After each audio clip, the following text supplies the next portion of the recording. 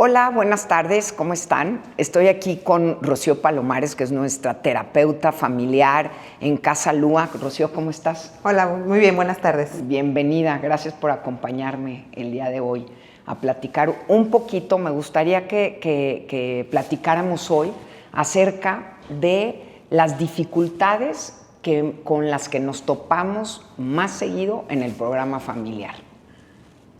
Bueno, yo creo que una de las principales es las familias, sobre todo cuando hablamos de papás, ¿no?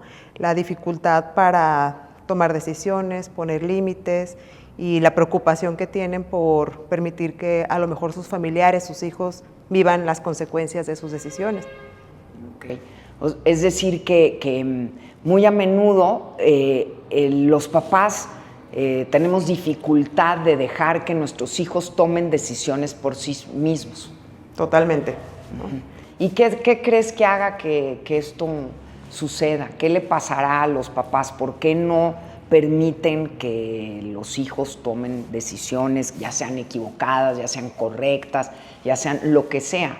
Digo, claro, también tiene que ver con la edad de cada hijo, ¿verdad? Y con la responsabilidad y la madurez que cada persona puede tener. No le vas a pedir a uno de 5 años que tome una responsabilidad.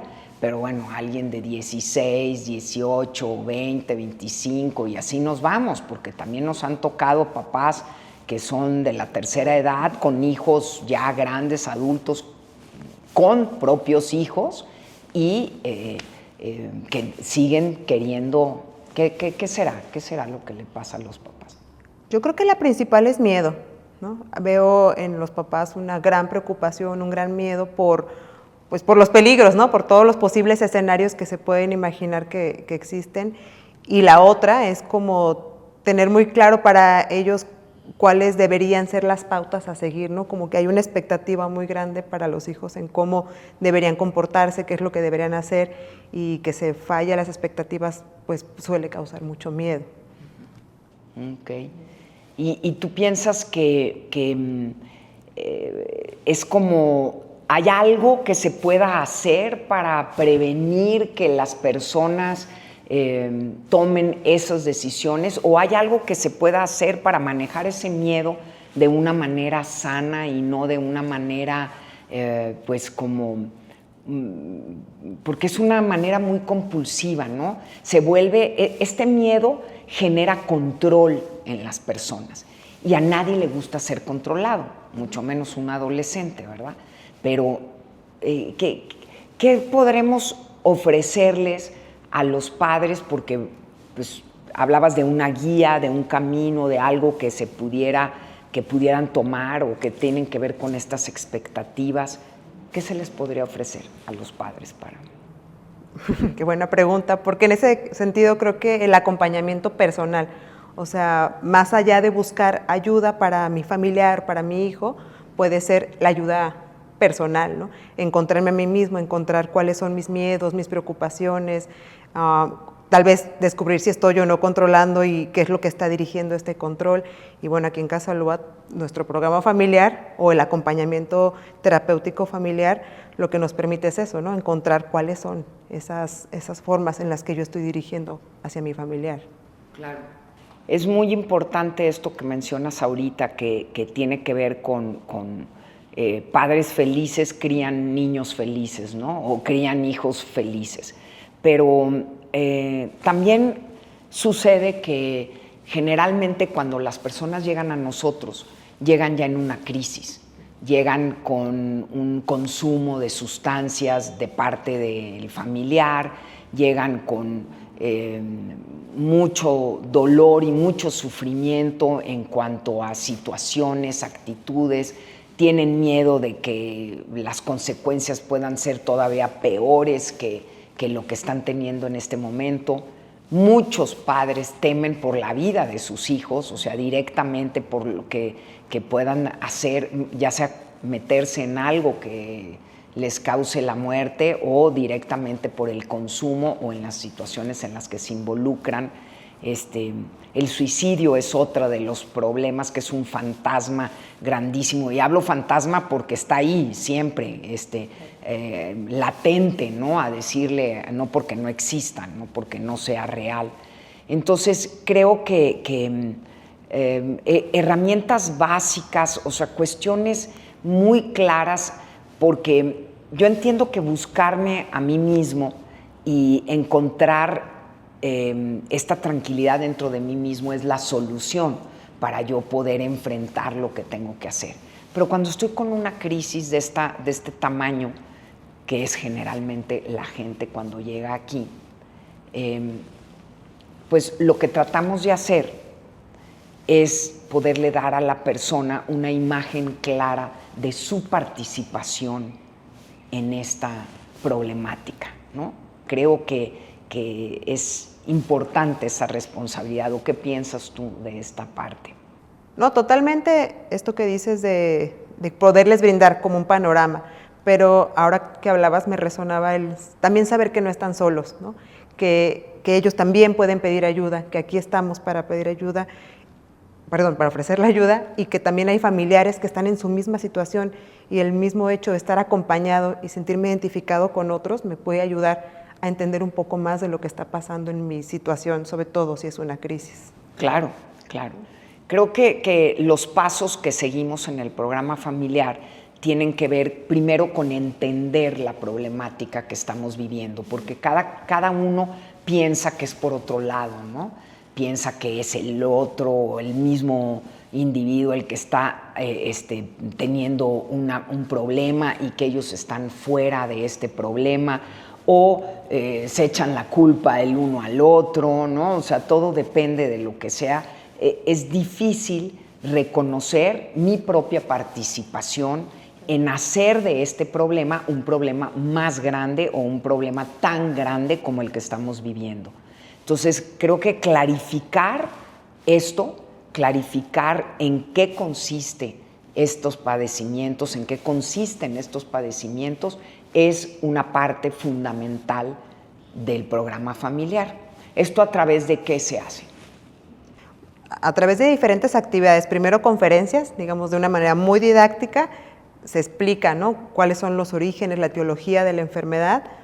Después se hacen dinámicas, ¿no?, como para hacer la situación un poco más vivencial, ¿no?, poder entender de primera mano cómo es que a lo mejor estar buscando causas y culpables no me va a llevar a lo mejor a una solución o a una recuperación, que es lo deseado en estos casos.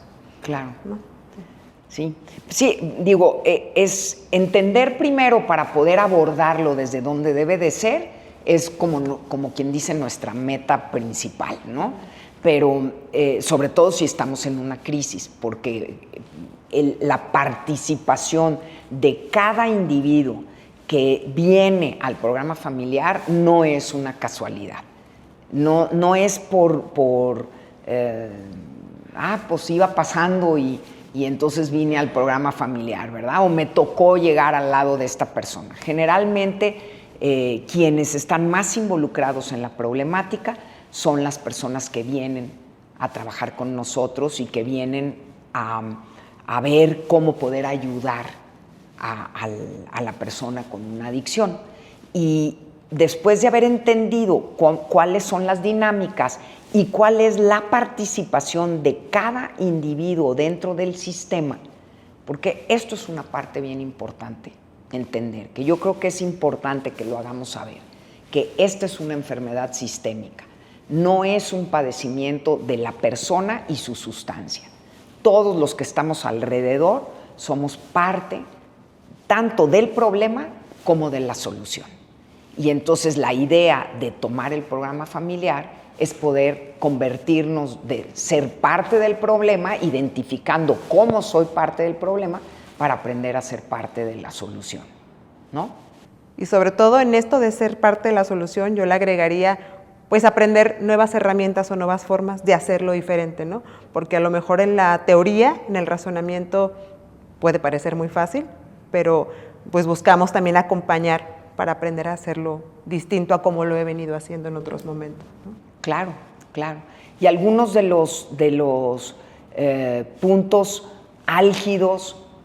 Ahorita, cuando te preguntaba que cuáles eran las principales problemáticas, hablabas de esta dificultad de los padres para dejar a los hijos, si hablábamos de padres e hijos, pero también la dificultad que tiene el codependiente para dejar al adicto tomar decisiones y equivocarse, y sobre todo asumir las consecuencias que sus decisiones conllevan, ¿no?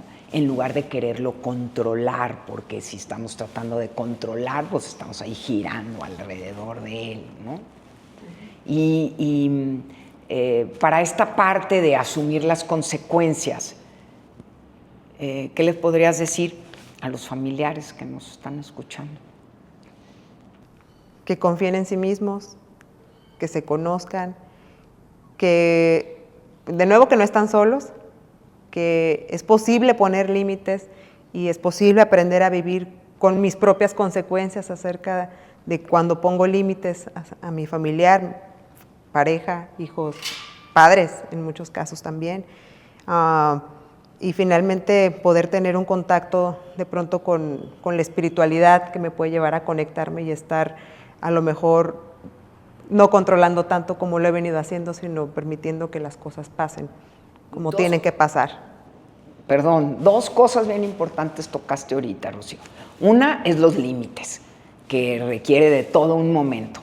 Y la otra, la espiritualidad. Ahorita volvemos con los límites, pero esta parte de la espiritualidad, fíjate, tan importante que es que no confundamos espiritualidad con religión. Es algo muy diferente. Y me sucede mucho, no sé si tú también lo notas, que las personas que vienen al programa, hay muchas personas muy creyentes o muy devotas y que piensan que esta enfermedad o este padecimiento no ha afectado su espiritualidad o su religiosidad.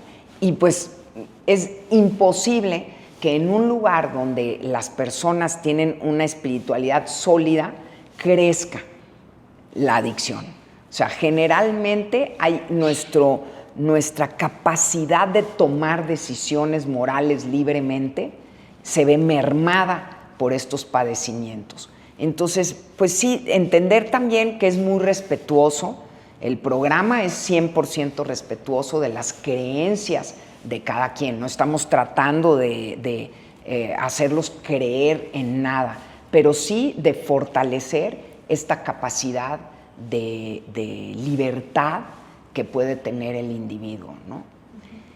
Y bueno, en cuanto a límites, que te decía, es otro tema completamente, yo creo que los límites son por mucho la solución a la mayoría de estos problemas, ¿no?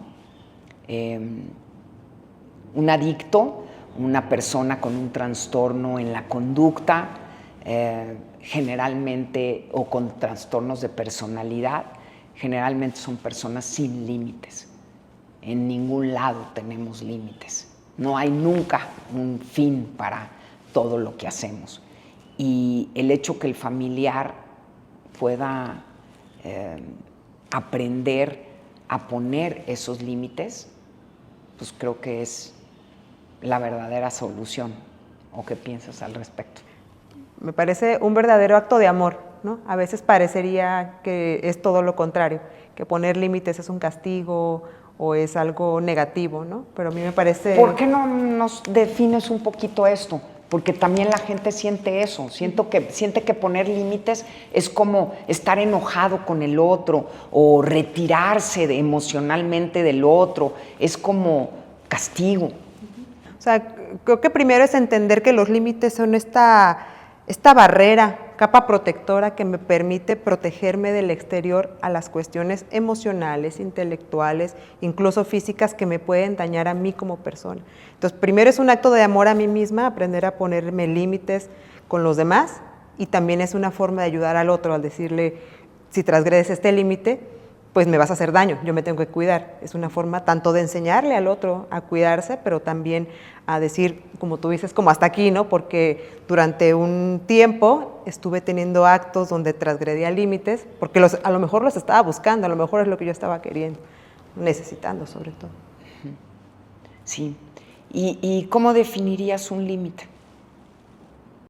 Es en un enunciado explícito, bueno, podemos decirlo así, de aquello que ya no estoy dispuesto a permitir que pase en mi vida y, obviamente, una consecuencia clara si eso llega a ocurrir. Por ejemplo, ante los gritos, ¿no? Creo que hay una cuestión donde a la mayoría, por lo menos a mí, no me gusta que me griten, ¿no? Entonces lo que yo hago es que si alguien sube la voz o yo percibo que me están gritando, lo que yo puedo hacer es alejarme del lugar. A lo mejor no es un castigo para el otro, ¿no? Es como yo decir, yo me estoy protegiendo porque a mí esto emocionalmente me altera demasiado. Claro. No sé si respondí tu pregunta. Sí, perfecto. Es que creo que a veces pensamos que sí ponemos límites, que sí estamos como tratando de hacer las cosas, pero perdemos un poquito de vista que el límite al primero que me la pongo es a mí misma. Soy la primera que voy a estar experimentando esta situación, ¿no? Y después, pues que también muchas veces caer en este tipo de situaciones como son las adicciones, los trastornos en la conducta alimentaria, cualquier adicción de proceso, es una llamada desesperada, es un grito desesperado porque alguien ponga límites, ¿no?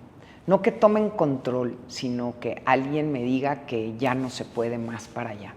Yo sí puedo decirte que para mí eso fue lo único que me sirvió. O sea, el recibir límites claros fue lo que me enfrentó a una realidad y tuve que salir adelante de esa realidad. Pero le agradezco mucho a mi familia haber puesto estos límites, porque si no, no sé dónde estaría ahorita. Creo que comparto la experiencia y además, pues en la experiencia profesional me he dado cuenta que las familias que he visto que se han permitido cuidarse a sí mismos y asimismo cuidar a sus familiares, los resultados son más cercanos a la recuperación, ¿no? Pues muchas gracias, Rocío, y pues los invitamos a conocer más si tienen un problema de adicción en casa, a conocer más sobre la codependencia y sobre nuestro programa familiar.